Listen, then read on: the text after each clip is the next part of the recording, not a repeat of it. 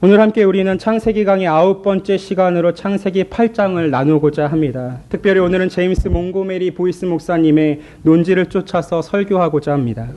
여러분들은 사시면서 혹시 공황장애란 말을 들어보신 적이 있으십니까? 물론 이전에도 있었겠지만 현대에 들어와서 자주 접할 수 있는 정신질환입니다. 공황장애의 특징은 생각하지 않은 강렬하고 극심한 공포가 갑작스레 밀려 들어오는 것입니다. 마치 거대한 해일이 일어나서 자신을 집어삼키는 것 같은 느낌이 바로 공황장애의 증상입니다. 그는 그 순간에 매우 심장이 미친 듯이 뛰는 것을 경험하게 되고 호흡이 가빠져 옴을 경험할 수 있습니다.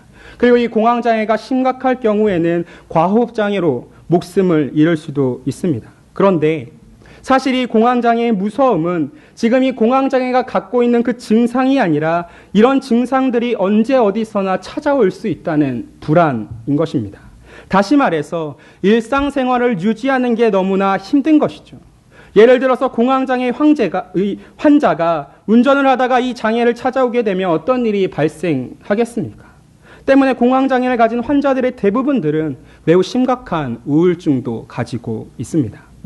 어쩌면 오늘 우리가 함께 나누어 보고자 하는 이 8장의 말씀 속에서 노아의 상황이 이 공황장애의 환자와 같다라고 여겨질 수 있습니다. 지금 노아는 생전 처음 보는 그 비와 홍수를 겪고 있습니다. 집어삼킬 듯한 파도를 헤쳐가면서 셀 수 없이 떠다니는 사체와 시체들을 바라보고 있습니다. 그리고 그런 시간이 1년이 다 되어 갑니다. 분명히 노아가 이전의 말씀 속에 바라봤던 것처럼 의인이요 당대의 완전한 자였을지라도 그는 또한 연약한 인간이었습니다. 그리고 이 눈앞에 보이는 참상 속에서 하나님은 노아에게 말씀이 없으십니다. 마치 하나님과의 동행이 끊긴 것처럼 지금 노아는 방주 속에서 너무나 절대적으로 고독하고 불안한 시간을 보내고 있었습니다. 사랑하는 여러분, 한번 생각해 보시기 바랍니다. 어두컴컴한 방주 속에서 여기저기 들리고 있는 그 동물들의 울음소리와 방주 밖에서 들려오는 그 비명들이 하룻밤이 아니라 매일 밤마다 또한 매일같이 그리고 이 1년의 시간 동안 경험되어진다고 한다면 여러분들은 어떠시겠습니까? 믿음의 여부와는 관계없이 실제적으로 노아의 1년이 그러했습니다. 그리고 이때의 노아는 하나님이 자신과 자신의 가족들과 짐승들을 잊으신 것은 아닌지 불안해하지 않았겠습니까? 더불어 하나님의 은혜로 방주에 올라타서 목숨을 구하기는 했지만 사실 노아가 이 방주 속에서 할 수 있는 것은 아무것도 없었습니다. 따라서 그는 그 긴 시간 동안 아마 수많은 생각을 했을 것입니다. 왜 이런 무서운 심판 속에서 자신만은 어떻게 살아남게 되었는지, 오히려 이 노아가 의인이었기에 사실 이 노아는 그 시간들 속에서 자신의 그 죄의 더 깊은 심연들을 보았을 수도 있습니다. 그리고 이 심판 속에서 결코 살아남을 수밖에 없는 죄인이 저 반주 밖에 있던 사람들이 아니라 어쩌면 자신이었을지도 모르겠다는 생각을 했을 수도 있습니다. 1년 동안 아무런 말씀도 어떤 표지도 보이시지 않는 그 하나님을 생각하면서 노아는 자신이 결국엔 버림받았다고 느꼈을지도 모릅니다. 마치 예수님이 십자가 위에서 하셨던 그 말씀처럼 그렇습니다. 마가복음 15장 34절 말씀입니다. 제9시에 예수께서 크게 소리 지르시되 엘리 엘리 라마 사박다니 하시니 이를 번역하면 나의 하나님 어찌하여 나를 버리셨나이까 하는 뜻이라. 여러분은 어떠십니까? 하나님의 자비로 구원의 방주에 올라탔지만 어느 순간에 노아처럼 하나님이 나를 버리셨다고 느끼고 계시지는 않으십니까? 하나님이 지금 이 순간 여러분들을 잊어버리셨다라고 생각하지는 않으십니까? 여러분의 삶 속에서 어두컴컴한 그 하늘을 바라보며 해일처럼 밀려다니는 파도 속을 떠다니며 언제 어느 순간 다시금 나에게 이런 심판이 내게 올지 모른다는 불안함이 신자라는 이름은 갖고 있지만 여전히 여러분의 그 마음속을 채우고 있지는 않으십니까? 그렇지만 문제는 이러한 상태가, 이런 마음이 우리들에게 있어서 가끔이 아니라 너무나도 종종 그리고 자주 찾아온다라는 사실입니다. 그렇다면 우리들은 이제는 이 말씀을 통하여서 무엇을 바라보아야 하겠습니까? 오늘 이 밤에 하나님께서 주신 이 말씀들을 통하여 여러분들은 이 질문에 대한 답을 찾으시기를 소망합니다. 하나님이 주시는 답은 단 한 가지입니다. 하나님이 여러분을 잊지 않으셨다는 것입니다. 사랑하는 여러분, 이것은 분명합니다. 하나님은 기억하십니다. 그래서 오늘 본문은 이렇게 시작하는 것이죠. 우리 8장 1절을 다시 한번 읽어보도록 하겠습니다. 시작. 하나님이 노아와 그와 함께 방주에 있는 모든 들짐승과 가축을 기억하사 하나님이 바람을 땅 위에 불게 하시매 물이 줄어들었고. 여러분 오늘 8장 1절이 무엇이라고 시작하십니까? 하나님이 기억하신다라는 것이죠. 이 8장을 여러 가지 관점에서 바라볼 수도 있고 해석도 가능하겠지만 오늘은 특별히 우리는 노아의 관점 속에서 이 말씀을 바라보고자 합니다. 하나님은 이 1절을 시작하시면서 노아에게 가장 필요하고 간절했던 말씀을 던져주십니다. 하나님이 기억하셨다. 이 말씀에는 어떠한 조건도 들어가지 않아 있습니다. 노아의 의로움도 들어가지 않았고 이전에 하나님이 노아에게 주셨던 그 언약도 전혀 언급되지 않습니다. 오직 하나님이 기억하셨다입니다. 이 말씀이 그러면 우리에게 주는 위로가 무엇입니까? 노아를 향한 하나님의 이 기억하심이 결코 또한 이 노아의 하나님의 기억하심을 통한 이 구원이 결코 추상적이지 않다는 것입니다. 오히려 우리에게 너무나도 피부에 와닿을 수 있는 구원의 말씀인 것이죠. 모든 것이 아무것도 도움되지 않을다 느껴질 때에 마치 공황자의 순간처럼 모든 것들이 나에게 온통 고통일 뿐일 때에 공포일 뿐일 때에 불안함이 되었을 때에 하나님이 반드시 일하신다는 사실입니다. 성경에서 하나님이 기억하시다, 즉 이 자카르라는 단어를 쓰시는 순간들은 늘 이러한 구원의 순간입니다. 우리 창세기 19장 29절 말씀 한번 찾아 읽겠습니다. 창세기 19장 29절 말씀입니다.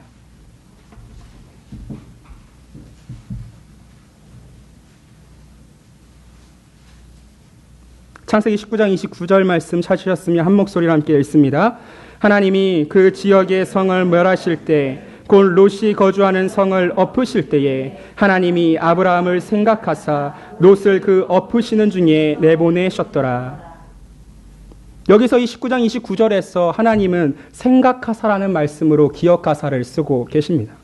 또한 이 기억하사라는 단어는 출애굽기 2장 24절에서도 쓰이는데 하나님이 그들의 고통 소리를 들으시고 하나님이 아브라함과 이삭과 야곱에게 세운 그의 언약을 기억하사라고 적혀 있습니다.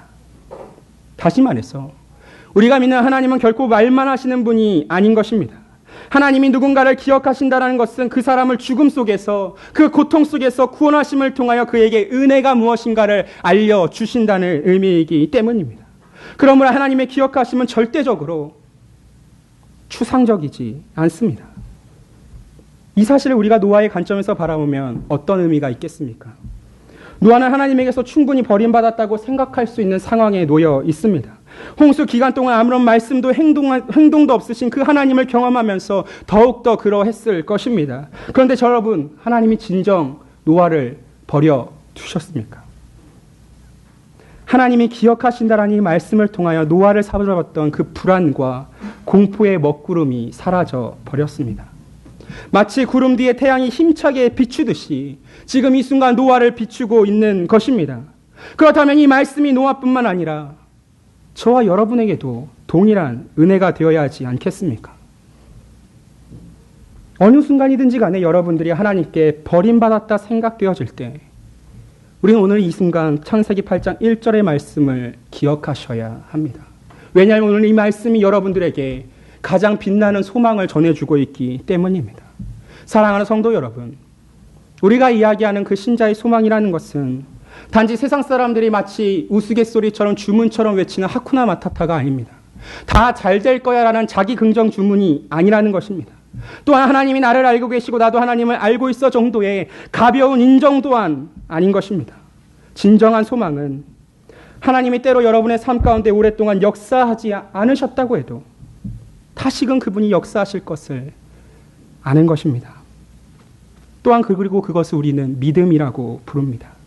그렇다면 이 방주의 1년의 기간 동안 여러분들이 할 일이 무엇이겠습니까? 매우 명확합니다. 하나님이 여러분에게 보여주셨던 것, 그것이 얼마나 오래전엔 일이라 할지라도 얼마나 오래 주신 말씀이라 할지라도 여러분들은 계속하여 그것들을 충실하게 감당하는 것입니다. 성도에게 불안과 공포가 찾아왔을 때 여러분 어떠한 반응이 가장 먼저 나타나는지 알고 계십니까? 바로 낙심입니다. 국어사전에서 이 낙심이라는 것을 바라던 일이 되지 않아 마음이 상하는 것이라고 이야기합니다. 하지만 여러분도 이런 의미로 우리가 낙심을 이해한다고 생각하겠지만 사실 성경이 말하는 낙심은 단순히 이런 감정의 문제, 마음의 문제가 아닙니다. 사도 바울이 고린도 교인들에게 편지를 보내면서 이렇게 기록했었습니다. 고린도서 4장 1절 말씀입니다. 그러므로 우리가 이 직분을 받아 긍휼하심을 입은 대로 낙심하지 아니하고, 여기서 바울은 낙심에 대해서 말하기를 감정이나 마음의 문제가 아니라 멈추는 것이라고 분명한 의도를 갖고 있습니다. 그리고 이 말씀은 결국 그 뒤에 증명되어집니다. 이에 숨은 부끄러움의 일을 버리고 속임으로 행하지 아니하며 하나님의 말씀을 혼잡하게 하지 아니하고 오직 진리를 나타내므로 하나님 앞에서 각 사람의 양심에 대하여 스스로 추천하노라. 여러분, 이 말씀의 의미가 무엇인지 느껴지십니까? 숨은 부끄러움의 일을 버리라는 것입니다. 속임으로 행하지 말라는 것입니다. 하나님의 말씀을 혼잡하게 하지 말라는 것입니다. 즉 여러분이 해야 될 일들을 멈추지 말라는 것입니다. 하나님의 기억하심을 잃어버린 성도는 이처럼 낙심하고 멈춰서기 마련입니다. 그는 그 심연 같은 어두움에 사로잡혀서 끊임없는 불안 가운데 두려워합니다.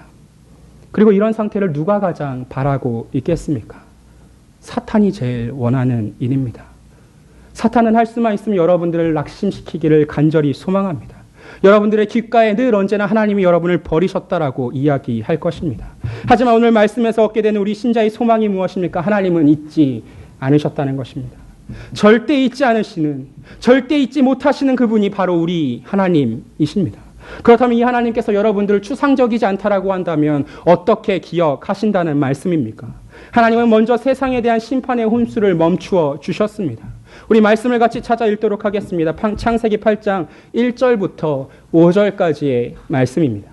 창세기 8장 1절부터 5절까지 말씀입니다. 우리 한 목소리로 함께 읽습니다. 시작. 하나님이 노아와 그와 함께 방주에 있는 모든 들짐승과 가축을 기억하사 하나님이 바람을 땅 위에 불게 하시매 물이 줄어들었고 흙이 새심과 하늘의 창문이 닫히고 하늘에서 비가 그치매 물이 땅에서 물러가고 점점 물러가서 150일 후에 줄어들고 일곱째 달 곧 그 달 열일의 날에 방주가 아라랏산에 머물렀으며 물이 점점 줄어들어 열째 달 곧 그 달 초하룻 날에 산들의 봉우리가 보였더라. 아멘. 여러분, 하나님께서 이루시는 구원의 첫 번째 모습이 무엇입니까? 땅 윗가운데 바람을 보내어 주십니다. 마치 홍해가 동풍에 의해 갈라졌듯이 지금 이 순간 하나님이 바람을 통하여 그 홍수의 모든 물을 정리하고 계십니다. 여러분, 이 1절과 5절의 말씀들을 한번 천천히 음미하며 읽어보시기를 바랍니다. 하나님의 일하심이 너무나도 절절하게 드러나는 곳들입니다. 물이 줄어들었고 비가 그치매 물러가고 점점 물러가서 줄어들고 물이 점점 줄어들어. 여러분, 이것이 그냥 쓰인 표현들 같습니까? 하나님이 어떻게 일하시고 계신지를 너무나도 자세하고 구체적으로 여러분들이 좀 깨달았으면 좋겠어서 하나님이 이렇게 쓰고 계신 것입니다. 하나님에 의하여 그 물속에 잠겨있던 땅이 이제 서서히 그 모습을 드러내고 있습니다. 우리가 마치 어두움 속에서 나는 죽어간다 생각되어질 때 하나님은 지금 이 순간에도 이렇게 새로운 생명의 은혜를 만들어가고 계십니다. 마치 갑자기라는 그 말과 같이 하나님의 생명이 다시 나타나고 있는 것입니다. 그렇다면 사랑하는 여러분, 여러분이 고통스럽다 느낄 때마다 여러분들은 어찌해야겠습니까? 여러분들은 하박국 선지자처럼 하나님을 의지해야 하는 것입니다. 비록 무화과 나무가 무성하지 못하며 포도나무에 열매가 없으며 감람나무에 소출이 없으며 밭에 먹을 것이 없으며 우리의 양이 없으며 외양간에 소가 없을지라도 나는 여호와로 말미암아 즐거워하며 나의 구원의 하나님으로 말미암아 기뻐하리로다. 사랑하는 성도 여러분, 여러분이 경험하는 구원이 추상적이지 않다라는 것입니다. 여러분이 불안했을 때 하나님은 일하신다는 것입니다. 그리고 그 일하심 속에서 여러분들은 결국 기쁨과 즐거움이 무엇인지를 알게 될 것입니다. 두 번째로 하나님께서 노아에게 주시는 증거는 무엇입니까? 노아는 지금 이 순간에 땅이 방주에서 내려도 괜찮은 것인지를 잘 알고 싶었습니다. 그래서 6절에서 노아는 방주의 창문을 활짝 열었습니다. 그러나 직접 나간 것은 노아가 아니라 까마귀인 것입니다. 이후에 노아가 비둘기를 세 차례나 더 날려보내서 땅이 어떠한가를 확인합니다. 그리고 이 비둘기가 돌아오며 물어온 것이 있는데 그것이 무엇입니까? 바로 감람나무 새 잎사귀입니다. 여러분, 감람나무는 높은 지대에서 자라는 식물이 아니라 매우 낮은 지대에서 자라는 저지대의 식물입니다. 그러므로 비둘기가 이 감람나무 새 잎사귀를 물고 왔다는 사실은 드디어 땅이 말랐다는 것과 동시에 하나님의 심판이 끝났다라는 것입니다. 이 심판이 끝난 후에 주어진 구원의 증거가 바로 무엇입니까? 하나님의 우레 같은 말씀이 아니고 매우 연약하고 작디 작은 감람나무 새 잎사귀입니다. 하나님은 오늘날에도 수많은 당신의 백성들에게 이러한 동일한 증거를 주고 계십니다. 그 홍수와 같은 어둠에 시간을 지나고 있는 이 사람들에게, 때로는 내가 하나님 앞에 버림받았다고 원망하게 느끼는 그 사람들 앞에서 하나님은 너무나 자주 감람나무 새 잎사귀를 허락하십니다.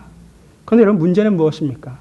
그것이 매우 작고 사소하다 내가 여겨서, 그것이 내가 원하는 하나님의 위로가 아니라고 생각해서 대부분의 그 신자들이 지나쳐버리기 쉽다라는 것입니다. 여러분, 하나님께서 성경을 통하여 자주 천둥 가운데 미세한 음성으로 말씀하신다는 사실을 여러분들이 기억하셔야 합니다. 지금도 하나님은 여러분들에게 어쩌면 작지만 의미 있는 것들을 말씀하고 계실 수 있습니다. 물론 항상 우리가 이 고통 가운데서 건짐을 받는 것이 아니겠지만, 왜냐하면 그런 일들 속에서도 하나님은 우리와 우리 자신과 우리 다른 사람들을 위하여 이루고자 하시는 목적이 있으셔서 내버려 두실 때도 있겠지만, 그러나 분명한 것은 하나님이 우리를 잊지 않고 계신다는 것, 하나님이 우리의 고통을 기억하고 계신다라는 것, 결국엔 그분을 사랑하는 모든 자들에게 하나님은 합력하여 선을 이루어 주실 것이라고 하는 사실입니다. 하나님께서 여러분들에게 전달하시는 감람나무 새 잎사귀가 무엇이라고 저는 정확하게 이야기 드릴 수 없습니다.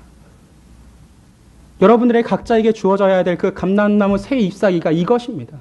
저것입니다라고 제가 정확하게 말씀드릴 수도 없습니다. 그러나 여러분, 이 말씀을 붙들고 한번 자세히 여러분의 삶을 둘러보시길 소망합니다. 하나님은 지금 이 순간에도 여러분을 기억하고 계시기 때문입니다. 마지막으로 하나님은 노아에게 말씀을 통하여 증거해 주셨습니다. 우리 16절과 17절 말씀 함께 읽어보겠습니다. 시작. 너는 내 아내와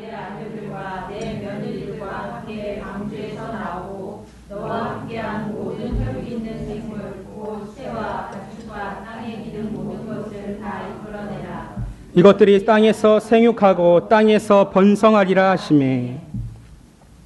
이 16절과 17절 말씀이 주어지기까지 우리는 노아에게는 1년 동안 하나님의 말씀이 없었음을 깨달을 수가 있습니다. 왜냐하면 우리는 창세기 7장 1절을 알고 있기 때문이죠.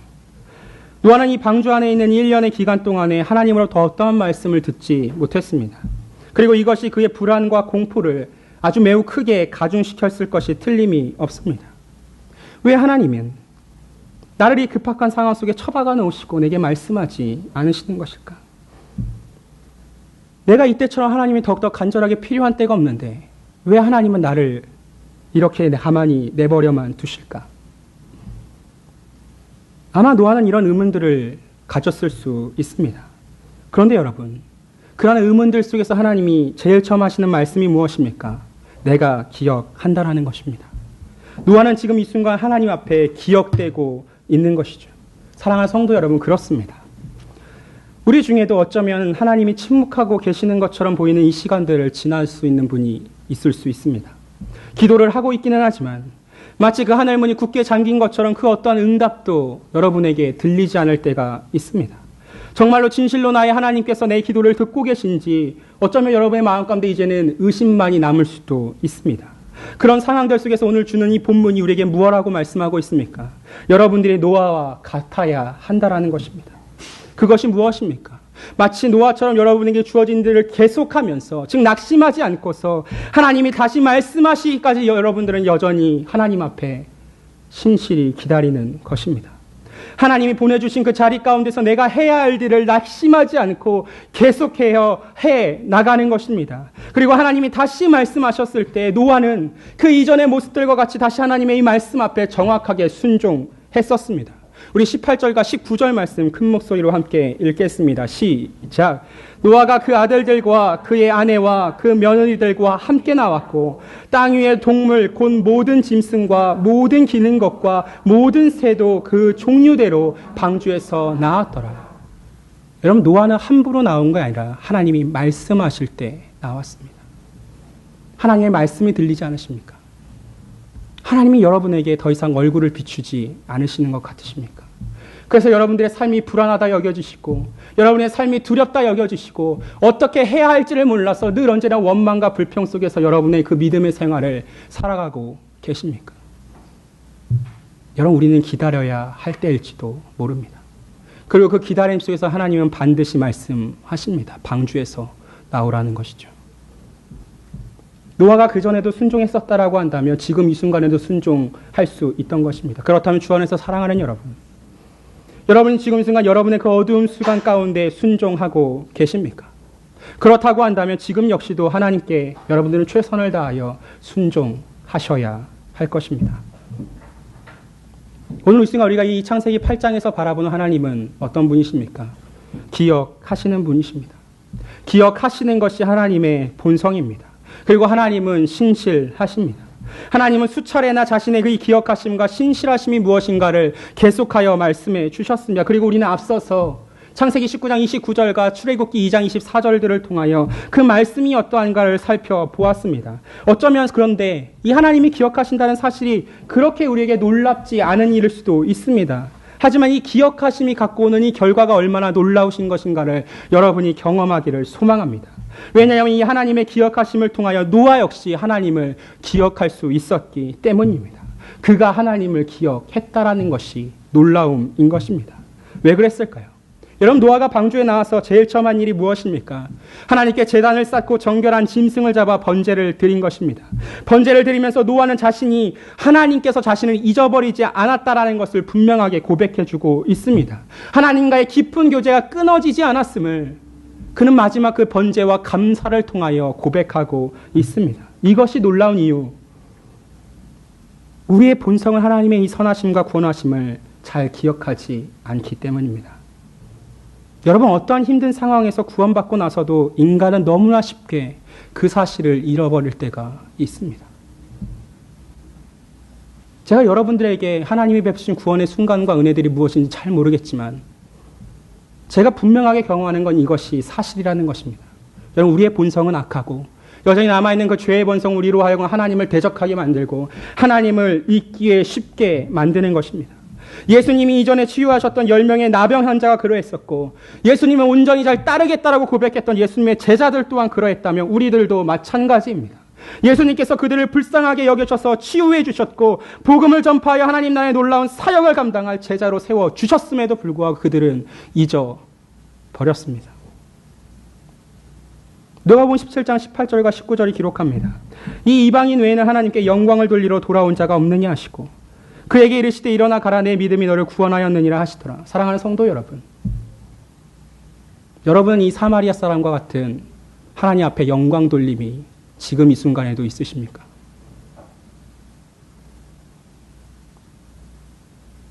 어쩌면 여러분들은 너무나 쉽게 그 은혜를 잊어버린 채 살아가고 있지는 않으십니까? 노아는 하지만 달랐다라는 말입니다.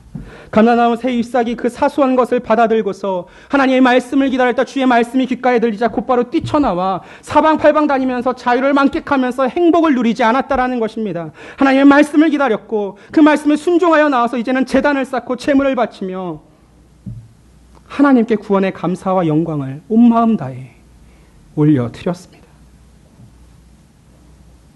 여러분, 이것이 아픈 질문일 수 있겠지만 여러분에게 꼭 묻고 싶습니다. 여러분은 어떠십니까? 도대체 여러분은 어떠십니까? 하나님만 기억하시면 그 구원하심을 받은 여러분들은 새카맣게 하나님을 잃어버려도 괜찮으십니까? 솔로몬이 전도서를 기록하며 이렇게 기록한 구절이 있습니다. 너는 청년의 때에 너의 창조주를 기억하라. 하나님을 향한 기억이 나중에 여러분이 늙어서 여러분이 죽을 때까지 미뤄두어도 괜찮다는 것이 아닙니다.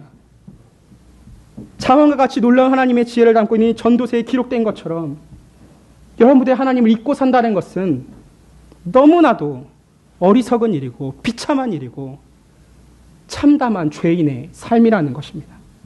그리고 또한 이런 말씀도 있습니다. 칼을 피한 자들이여 멈추지 말고 걸어가라.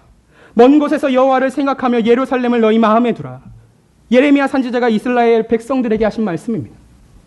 여러분, 바벨론으로 끌려가서 수치스러운 포로 생활하는 그 이스라엘에게 바벨론 포로의 그 재앙 때문에 바벨론의 그 화려한 문화와 우상들에 둘러싸여서 하나님을 잊지 말라는 것입니다. 너희들이 하나님의 은혜 가운데 바벨론 포로로 비록 끌려가서 그 생명은 구했지만 그 생명을 구한 하나님의 그 은혜를 잃어버린 채 함몰되어 살지 말라는 말씀입니다. 하나님께서 오늘 이 순간 이 구약 가운데 예레미야 선지자를 통하여 이스라엘 백성들 하나님의 백성에게 당신을 잊지 말라고 말씀하셨다면 지금 우리에게도 하나님은 무엇이라고 말씀하시겠습니까?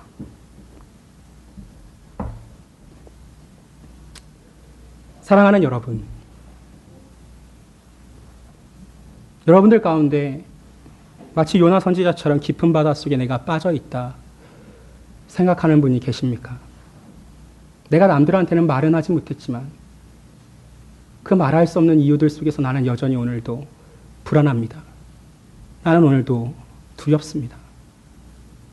그렇게 하나님을 외쳐가며 두드렸지만 하나님이 마치 그 물에 꼭지를 잠근 것처럼 하나님이 느껴지지 않습니다. 경험되지 않다 말씀하시는 분이 계십니까?